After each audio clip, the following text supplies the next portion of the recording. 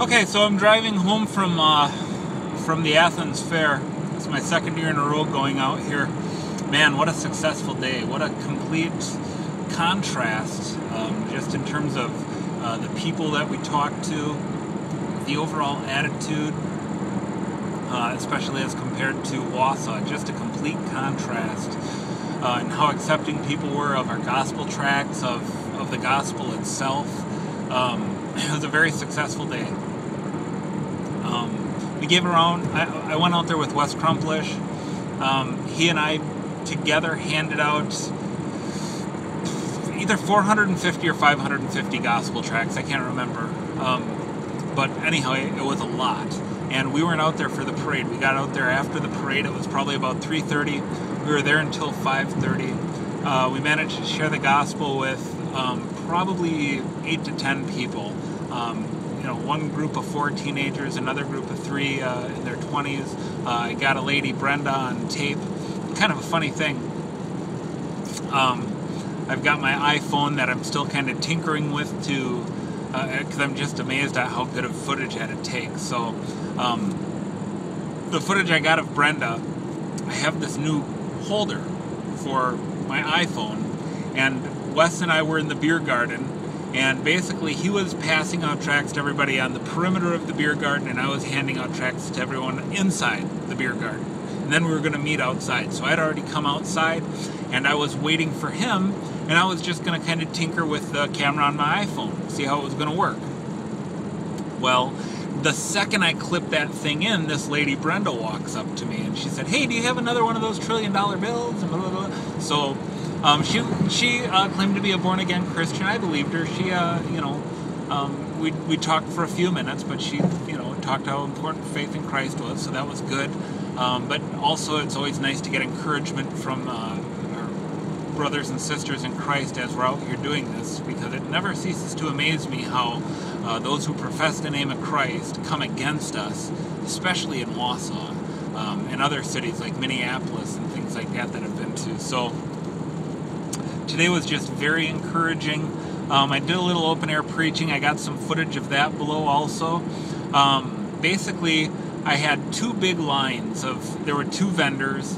One was like an icy, the other one was an ice cream vendor. And there were pretty long lines, probably between 30 and 50 people standing in line. And we decided not to preach under the tent where people were eating. We just kind of felt like it was bad form because it was a Catholic tent. We didn't want to seem like we were coming against anybody. So we decided to go to this spot. And these two vendors were kind of angled. They were side by side, but they were angled away from each other at about a 45-degree angle. So I was able to stand between the 2 lines, and I just preached about a 3 or 4 minute gospel and passed out afterwards. We had Gospels of John with a $1 trillion bill tucked into it for a bookmark. And we gave those away to people. We didn't give away a whole lot. We maybe gave out a dozen.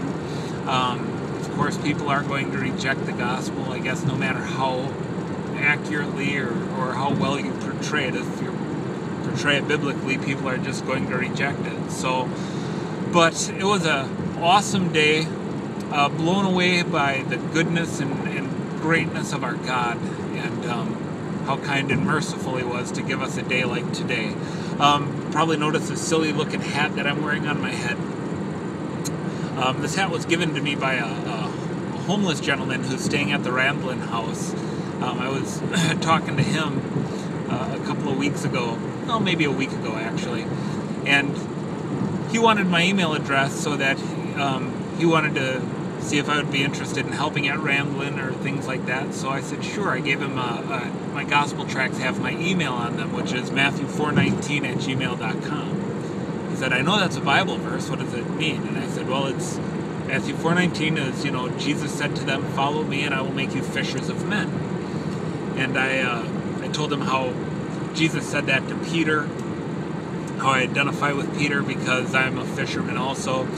And like Peter, I'm not very good at it. And I also have a bit of a short temper, and I tend to put my foot in my mouth like Peter does. So he pulled this hat out of his bag, and he said, "Well, a fisherman needs a fisherman's hat. He needs a good fisherman's hat." And I have this little lure on the side of it. So I decided that maybe I do need a fishing hat. Anytime I'm out doing street fishing now, I wear this hat, and this is my first time wearing it out and having great success. So we just pray that the Lord will bring the increase. We planted a lot of seeds today, so we just pray that there's a few people, one kid in particular named Jory, that in the video of me preaching, he stood right in front of me, a younger looking guy, tall, with his arms crossed.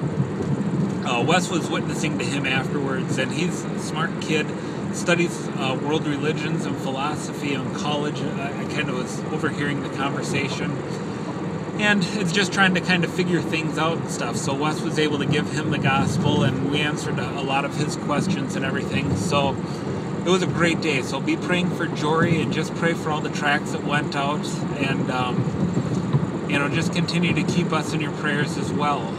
And pray that God would send more laborers into the harvest. So thanks for watching.